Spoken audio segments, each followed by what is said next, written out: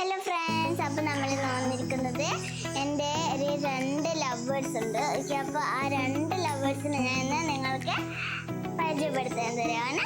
Come on, let's go. Okay, അപ്പോൾ guys, ഇതാണ് എൻ്റെ പക്ഷികളെ കൂട് കേട്ടോ. ഓക്കെ, അപ്പോൾ ഇതാ 2 പക്ഷികളുണ്ട്.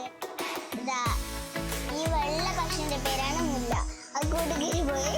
ഇനി മറ്റേ നീല പക്ഷിൻ്റെ പേരാണ് നീല്. ഓക്കെ, അപ്പോൾ 2 ആൾക്കും കിടക്കാൻ വേണ്ടിയിട്ടാണ് കേട്ടോ ഈ കൂട് വെച്ചിരിക്കുന്നത്.